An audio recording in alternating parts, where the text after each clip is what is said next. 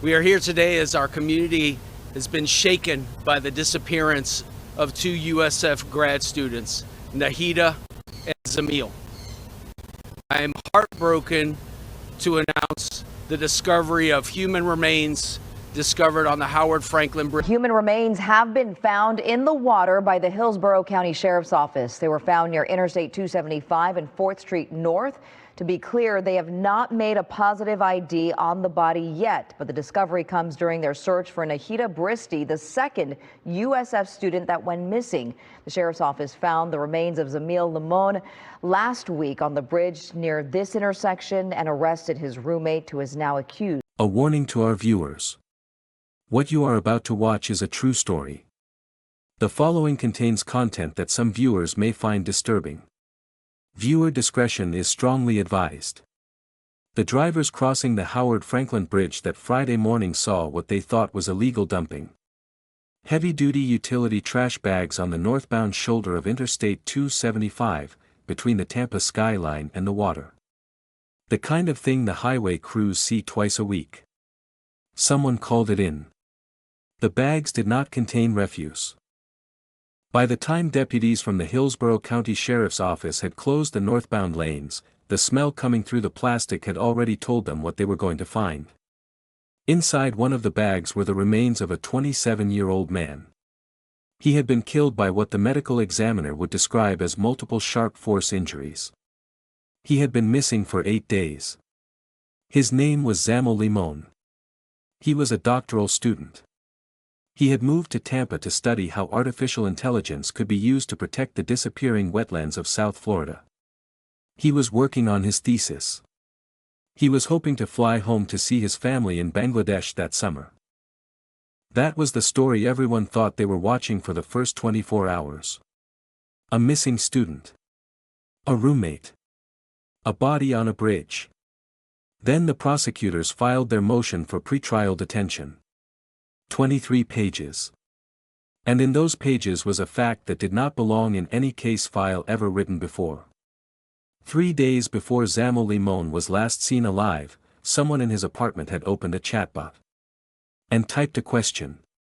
This is the story of Zamil Limon, of Nahida Bristy, and of how the most ordinary tool in the world was turned, 3 days before two doctoral students vanished, into the first witness against the man who allegedly killed them. Welcome back to Fatal Casebook. Tonight, we are looking at the case of Zamil Limon and Nahida Bristy, a double murder where the prosecution's first piece of evidence is a series of questions typed into a chatbot. Take a moment to subscribe and turn on notifications. Every subscriber is a reason we keep building this. And now, let's begin. Zamil Limon was born in Bangladesh in 1998. By the time he was 26, he was halfway across the world, sitting in a small office at the University of South Florida, trying to teach a computer to recognize a wetland. He had arrived in Tampa in the fall of 2024. He was pursuing a doctorate in geography, environmental science, and policy. His thesis, the work he had been quietly grinding through for 2 years, had a specific goal: to use generative artificial intelligence to monitor the shrinking wetlands of South Florida. He was teaching machines to see what was disappearing. His younger brother, Zubair Ahmed, who lives in Bangladesh, described him in 3 words: hardworking, kind, and full of dreams. The plan, after the doctorate, was to come home and become a university professor. He was going to teach. That summer, he was supposed to fly back to see his family. Tickets had been discussed. A homecoming was on the calendar. Nahida Bristy had taken a similar path, by a different road. She had earned her bachelor's in applied chemistry and chemical engineering from Noakhali Science and Technology University, then a master's in engineering from the Bangladesh University of Engineering and Technology, one of the most competitive engineering schools in the country. By 2026, she was a doctoral student at USF, studying chemical engineering. Her older brother, Zahid Hassan Pranto, has spoken publicly about who his sister was when she was not in a laboratory. She loved to sing. She loved to cook. She would experiment with new dishes and bring them to him to try. In his words, she was the perfect sister and the perfect daughter. Her dream, in her brother's phrase, was to come back to Bangladesh and do something big. Zamil and Nahida had been close for some time. According to a relative speaking to local media, they had spoken about a future together. They were not officially engaged, but the conversation about marriage was being had. Zamil had spoken to his family about her. He told his brother she was a good girl, that she was talented, that she could sing and cook well. From 8,000 miles away, his family had begun to picture her. They were both 27 years old. They were both doctoral students, in the middle of difficult research, building their careers in a country that was not theirs, in a state that does not feel anything like Bangladesh. They were two of more than 17,000 Bangladeshi students enrolled in American universities, the highest number ever recorded. In April of 2026, both of them were within reach of finishing what they had come to America to do. And both of them were, quietly, looking forward to going home. Neither of them knew that a question had already been typed into a chatbot, days earlier, in an apartment one of them lived in. They had no way of knowing.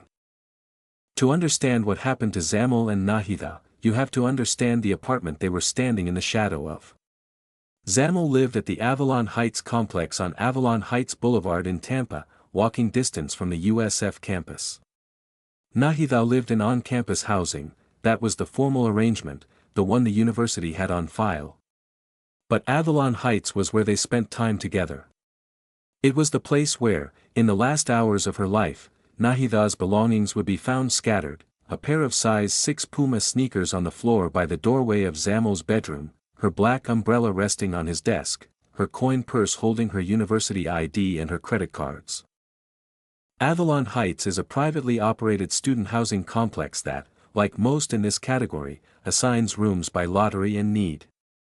International students often arrive in Tampa with no support network, no co-signers, and no way to vet whoever the building chooses to put behind the next door. They sign the lease. They get the room. They get the roommate. Zamil had been at Avalon Heights for 2 months. 2 months earlier, the management of that complex had assigned him to share that apartment with a man Zamil had never met. A US-born former student who was no longer enrolled at USF. A man with a misdemeanor record that, by the time the lease was signed, had been quietly closed under a Florida diversion program. His name was Hisham Saleh Abugharbi. Hisham Saleh Abugharbi was born in May of 1999. He was 26 years old at the time of the alleged murders. According to Hillsborough County records, he was born in the United States. He grew up in the Tampa area. His family lives at a house in the Lake Forest neighborhood, on Pine Glen Circle, about a mile north of the USF campus. He had been a USF student. The university confirmed he was enrolled from the spring of 2021 through the spring of 2023, pursuing a bachelor's degree in management. He did not finish. By April of 2026, he was no longer a student of any kind. What he did have was a record. In May of 2023, he was charged with battery. In September of that year, with battery again, and with the burglary of an unoccupied dwelling. The charges were misdemeanors. He was placed in a Florida diversion program for first-time offenders, completed the program in 2024, and the charges were closed. In the same year, 2023, 2 domestic violence injunctions were filed against him by a member of his own family. A judge granted one. A judge denied the other. The family member who had asked the court for protection from him was not the police, was not the apartment complex, was not the university, it was a person who had known him his entire life. By April of 2026, none of this, the diversion, the dismissed petition, the granted petition, was visible in any record a private apartment complex could see in a routine background check. The man who would, prosecutors allege, eventually kill 2 doctoral students did not look in any official database like a man who needed watching. But there was someone who had been watching anyway. He lived in the same apartment. And he had been telling his family in Bangladesh, for weeks, that something was wrong. Zamil had been Hisham's roommate for 60 days when the murders occurred. 60 days is not a long time. It was long enough for Zamil to form a clear picture of the man on the other side of the apartment wall, a picture he repeatedly conveyed to his family.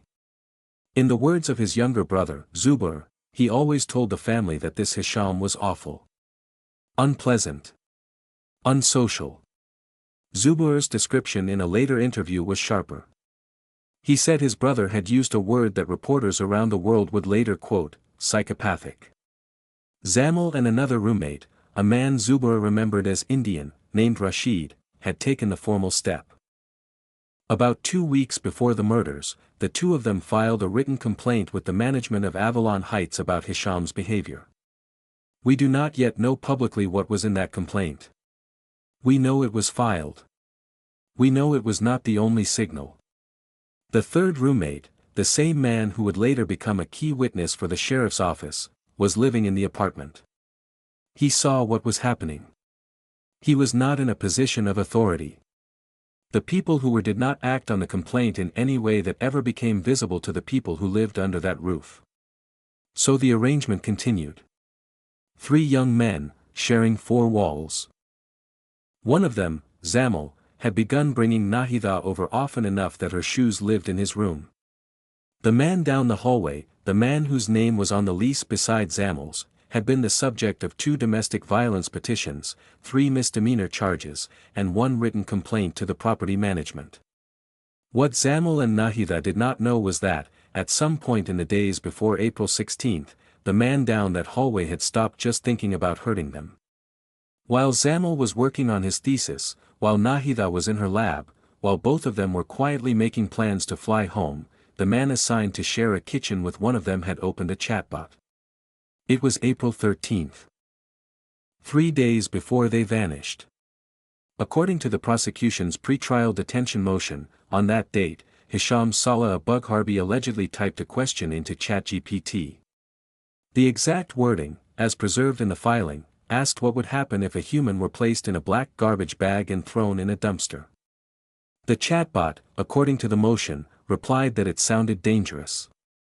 He typed a second question. He asked how they would find out.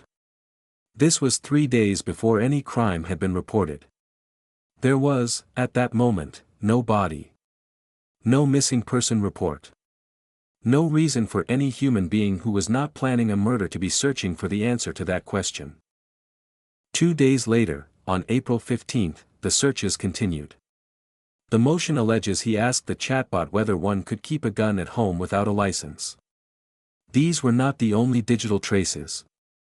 Court documents detail a pattern, questions about firearms, about disposal, about consequences. Questions a person asks not when they are curious about a topic, but when they are constructing a plan. And in the same digital trail was a different kind of evidence. An online order, for Neosporin. A CVS receipt for trash bags and cleaning supplies. The receipt for the cleaning supplies, according to investigators, was time-stamped 10:47 in the evening of April 16. The Neosporin had been ordered 8 minutes earlier, at 10:39 p.m. By that point, both students were already missing. By that point, the apartment was already a crime scene. By that point, the answers the chatbot had given on April 13, answers that had not been good enough, were about to be tested in the real world. What investigators did not yet know, what they would only later piece together from the cell tower pings, the license plate readers, the security cameras across 2 counties, was that the questions typed on April 13 had not been a fantasy. They had been a rehearsal. April 16, 2026. A Thursday. At 11:30 in the morning, Nahida is on the phone with a friend. A normal call. She has a meeting later. She is busy. At 12:09 p.m., a security camera at the COP engineering building on the USF campus records her leaving her workplace. She is wearing a pair of size 6 Puma sneakers. She is carrying a black umbrella.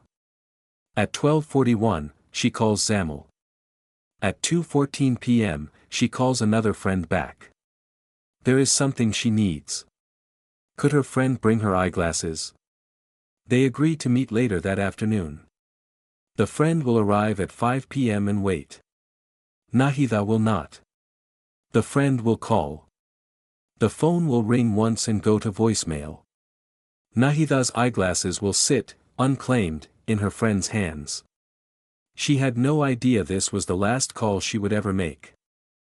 What follows is what investigators have reconstructed from cell phone pings, license plate readers, surveillance cameras, the third roommate's testimony, the forensic mapping of the apartment, and the prosecutor's 23-page motion. What follows is the story those pieces tell. The afternoon of April 16. At some point between 2:14 p.m., when Nahida calls her friend about the eyeglasses, and the early evening, Nahida arrives at the apartment on Avalon Heights Boulevard. Her shoes will end up in Zamil's bedroom. Her umbrella will end up on his desk. Her coin purse will end up beside them. Investigators believe the violence happens in that apartment. The forensic findings, recorded in the prosecution's motion, are clinical and explicit. When investigators later spray the apartment with a blood enhancement agent, they discover a broad pattern of blood that begins in the entry foyer, runs through the kitchen, continues down the hallway, and ends in Hisham Abugharbia's bedroom. Inside that bedroom, on the carpet, are two distinct patterns saturated into the fibers, patterns that, in the words of the affidavit, have a relatively human-sized shape. The patterns are consistent with smearing. They are consistent with dragging. The killings, prosecutors allege, are committed with a bladed instrument. Multiple wounds. Both victims. By 7:43 p.m., Zamil's cell phone begins moving. Not under his control. The phone is moving westward, away from the apartment, toward the Courtney Campbell Causeway and across Tampa Bay. At 7:53 p.m., a license plate reader on that bridge captures a white Hyundai Genesis G80. The car is registered to Hisham Abugharbi. Zamil's phone and that car cross into Pinellas County at the same time. By 8:25 p.m., Zamil's phone is in Clearwater. The car is in the same area. Surveillance cameras in the Sand Key Marina district capture the white Genesis driving past. They also capture, at the foot of the bridge that runs between Sand Key and the mainland, a figure dressed in dark clothing walking from the direction of the Sand Key sailing marina and out of camera view. It is the only image investigators ever obtain of what they believe is the disposal of Nahida Bristy's body. Bristy is, in the words of the prosecution's filing, believed to have been disposed of in a similar way to Limon. They mean, in trash bags. In water. From a bridge. At 10:39 p.m., Hisham orders Neosporin. 8 minutes later, at 10:47 p.m., a CVS register prints a receipt for trash bags, cleaning supplies, and related items. At 11 p.m., the third roommate of the Avalon Heights apartment returns home. He notices the kitchen is wrong. Items are missing: a black floor mat, cookware, a towel. He does not yet understand what he is looking at. In the hours that follow, late on April 16, into the early morning of April 17, that same roommate will witness the next part of the cover-up. He will watch Hisham wheel cardboard boxes from Zamil's bedroom out of the apartment, on a moving cart, toward the building's compactor. By the time Hisham's cell phone leaves Avalon Heights just after 1 a.m. on April 17, the apartment is empty of two people who, 12 hours earlier, had been alive in it. The cover-up does not stop with the compactor. It begins, in fact, in the kitchen, with the black floor mat the third roommate notices is missing. The mat is later found in the apartment complex's trash compactor. It is stained with blood. The DNA on the mat matches Nahida Bristy. It continues with the gray t-shirt. Same compactor. Different bag. The DNA matches Zamil Limon. It continues with Zamil's wallet, dropped into the same compactor, his USF ID, a Chase Star Wars-themed Visa card, a BLT MasterCard, and another credit card. With Nahida's iPhone case. With bloodied clothing. With items the roommate had reported missing from the common area. It continues with the duct tape. Investigators recover a roll. The roll has tissue material on it. The roll has apparent blood residue on it. It continues with the trash bags. Heavy-duty utility trash bags. The same kind of bags that, 4 days later, will be cut open on the Frankland Bridge. It continues with a long drive across Tampa Bay. 2 trips, prosecutors allege. A body in each. One arrives at Sand Key. One arrives at the bridge. It continues with a deletion. When investigators later ask Hisham to walk them through the route he claims he drove that day, he says he used the Maps app on his cell phone. He says he has deleted the location history. Each of these decisions, the prosecution would later argue, was a step in a plan. Each of them was the answer to a question that had been asked of a chatbot 3 days earlier. What he did not delete, what he could not delete, was the chatbot itself. The first sign anything was wrong came not from the police, not from the apartment complex, not from the university. It came from a friend who could not get a phone to ring. On April 17, a mutual friend of Zamil and Nahida tried to reach Bristy. Her phone was off. He tried Limon. Limon's phone was off. By 4:50 p.m. on April 17, the friend had walked into the USF Police Department and filed a report. Both students were entered into the FCIC and NCIC missing person databases. By April 21, USF police were publicly asking the community for help. Within 48 hours, the case was no longer a missing persons inquiry. It was something darker. Investigators worked through the digital terrain first. Cell phone tower data from April 16 showed Zamil's phone moving west, across Tampa Bay, in a vehicle that did not belong to him. License plate readers on the Courtney Campbell Causeway confirmed the vehicle, Hisham Abugharbia's white Hyundai Genesis G80. Surveillance cameras at Sand Key recorded that same Genesis. Then, at the base of the Sand Key Bridge, the figure in dark clothing. Inside the apartment, the picture was more direct. Investigators sprayed an enhancement agent on the floors. The walls, the foyer, the hallway, the bedroom, they read like a map of where the violence had moved.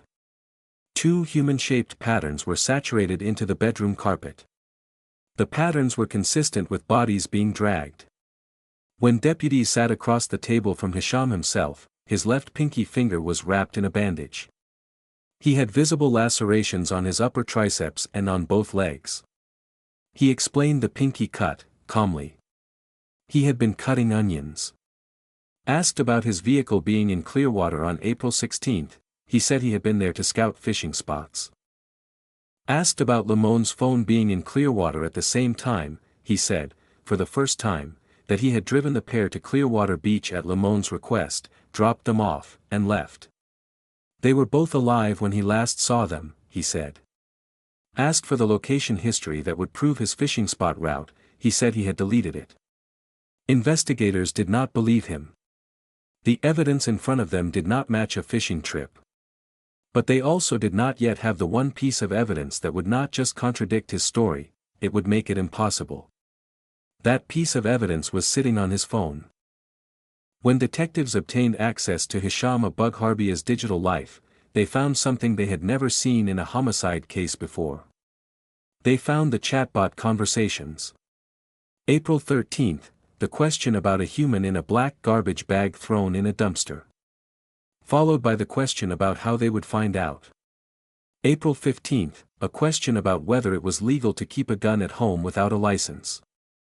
April 19, 3 days after Zamil and Nahida were last seen alive, a question about whether Apple could identify the new user of an iPhone after the previous user. Another, on the same day, asking whether the neighbors would hear his gun.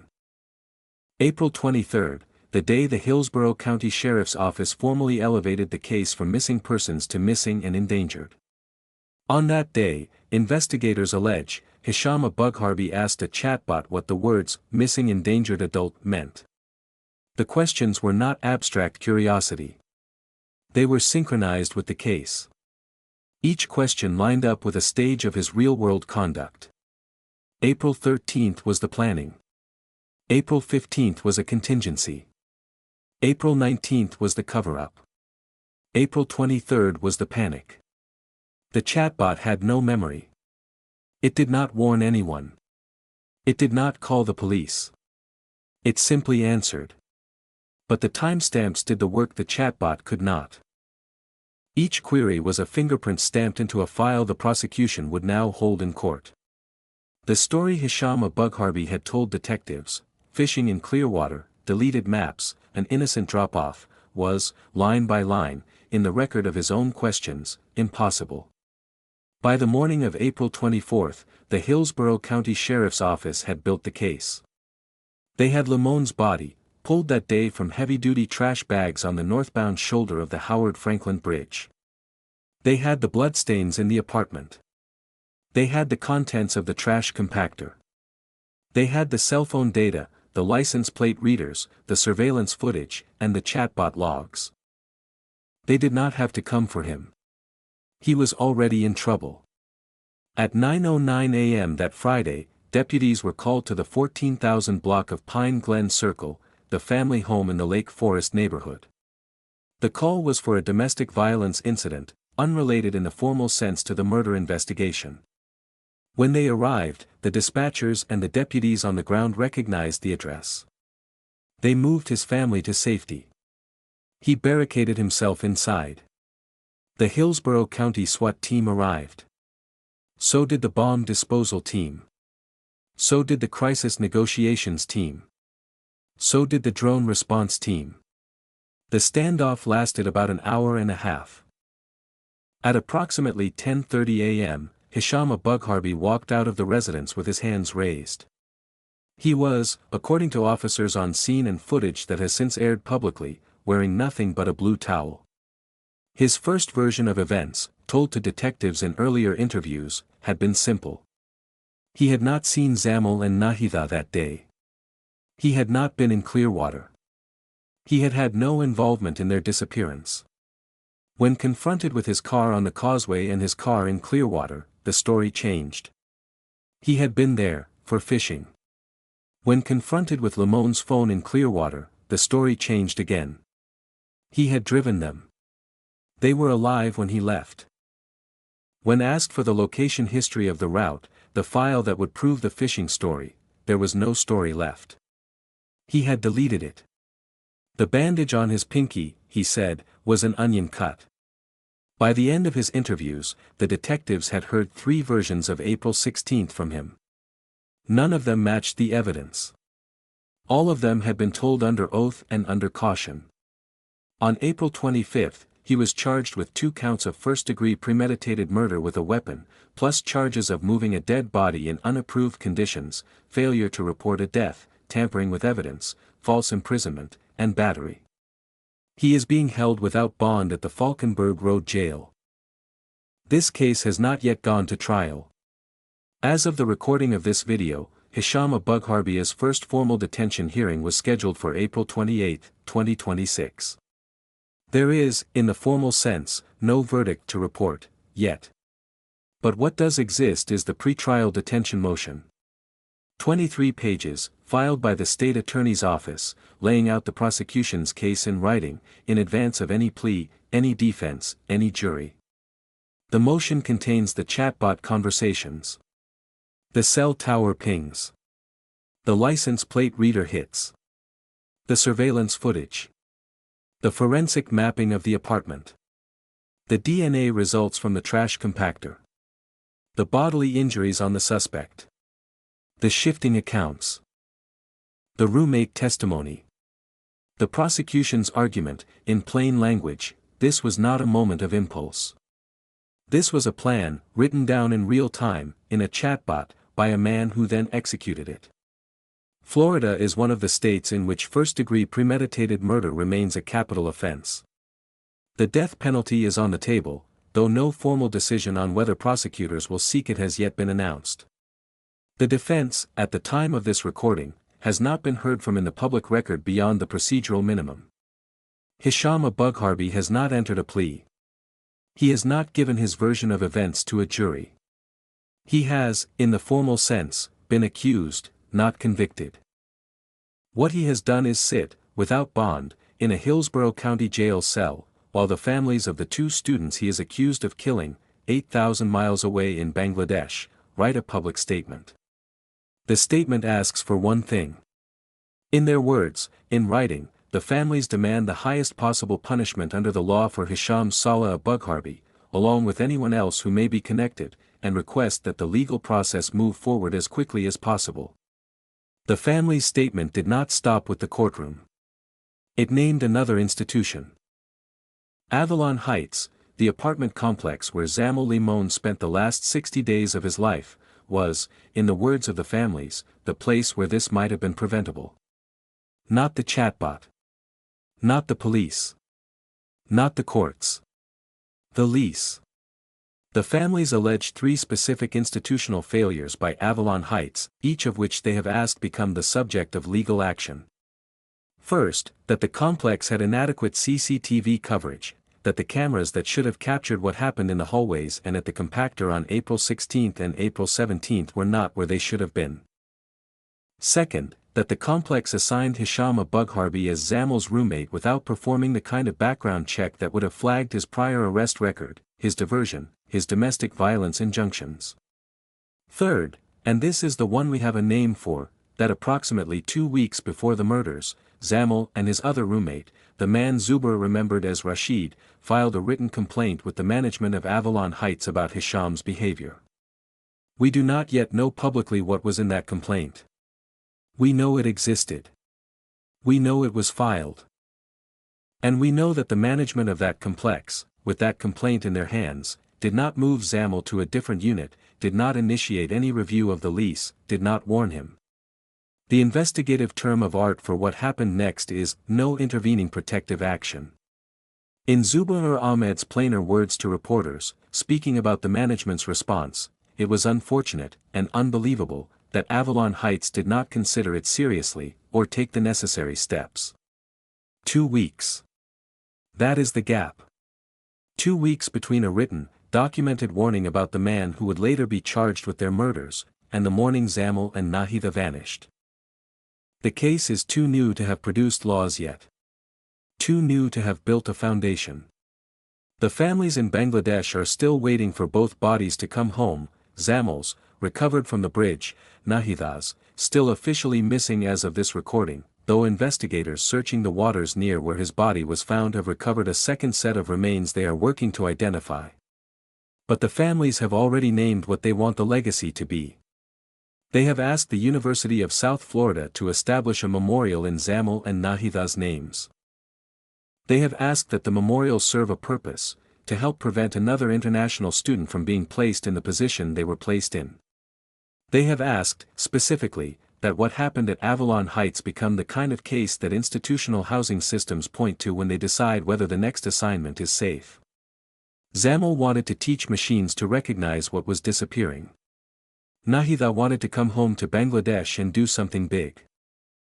They were 2 doctoral students, 8,000 miles from their families, who had built their entire adult lives around the bet that the systems around them, universities, apartment complexes, police, immigration, the people they trusted to put them in a safe room, would honor the contract.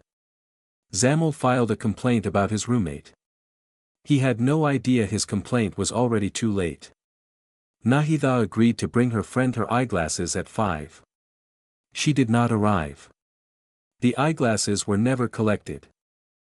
If you found Zamil and Nahida's story important, if you believe what happened at Avalon Heights, in the days before the morning of April 16, is the kind of failure that needs more eyes on it, share this video.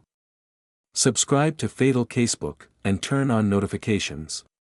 The case is not over. The trial has not started. The second body has not been confirmed.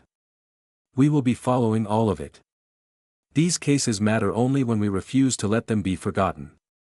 Zamil. Nahida. Remember them, not for how they died, but for what they came to America to build.